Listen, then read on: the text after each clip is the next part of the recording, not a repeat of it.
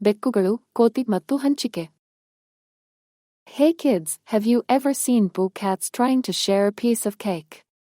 It's usually a recipe for disaster. Get ready for a hilarious story about sharing unfairness. ಒಂದು ದಿನ ಚಿಂಟು ಮತ್ತು mint ಎಂಬ ಎರಡು ಬೆಕ್ಕುಗಳು ಒಂದು ದೊಡ್ಡ ಕೇಕ್ ಅನ್ನು ಕಂಡುಕೊಂಡವು. ಆದರೆ ಅದನ್ನು ಹೇಗೆ ಹಂಚಿಕೊಳ್ಳಬೇಕೆಂದು ಅವರಿಗೆ ತಿಳಿದಿರಲಿಲ್ಲ. ಇಬ್ಬರೂ ಕೇಕ್ ಅನ್ನು ದೊಡ್ಡದಾಗಿ ಪಡೆಯಲು ಬಯಸಿದರು. ಅವರು ವಾದಿಸುತ್ತಿರುವುದನ್ನು ನೋಡಿದ ಮಂಗ ಬಂದು ಸಹಾಯ ಮಾಡಲು ಮುಂದಾಯಿತು. ನಾನು ನಿಮಗೆ ಸಹಾಯ ಮಾಡುತ್ತೇನೆ ಎಂದು ಮಂಗ ಹೇಳಿತು. ನಾನು ಕೇಕ್ ಅನ್ನು ಸಮಾನವಾಗಿ ಹಂಚುತ್ತೇನೆ. ಮಂಗ ಕೇಕ್ ಅನ್ನು 2 ತುಂಡುಗಳಾಗಿ ಕತ್ತರಿಸಿತು. ಆದರೆ ಒಂದು ತುಂಡು ಇನ್ನೊಂದಕ್ಕಿಂತ ದೊಡ್ಡದಾಗಿತ್ತು.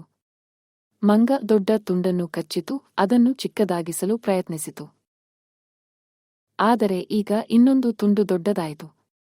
ಮಂಗ ಮತ್ತೆ ಕಚ್ಚಿತು. ಬೆಕ್ಕುಗಳು ನೋಡುತ್ತಲೇ ಇದ್ದವು, ಕೇಕ್ ಚಿಕ್ಕದಾಗುತ್ತಲೇ ಇತ್ತು.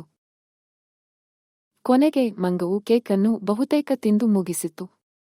ಬೆಕ್ಕುಗಳು ದುಃಖಿತರಾದರು. ಮಂಗ ನಕ್ಕಿತು ಮತ್ತು ಓಡಿಹೋಯಿತು. ನೀತಿ ಏನು? ಯಾವಾಗಲೂ ಹಂಚಿಕೊಳ್ಳಿ ಮತ್ತು ನ್ಯಾಯವಾಗಿರಿ. ಇಲ್ಲದಿದ್ದರೆ ನೀವು ಎಲ್ಲವನ್ನೂ ಕಳೆದುಕೊಳ್ಳಬಹುದು.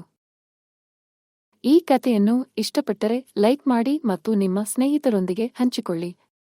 ನೀವು ಹಂಚಿಕೊಂಡಿರುವ ಕಥೆಯನ್ನು ಕಾಮೆಂಟ್ ಮಾಡಿ.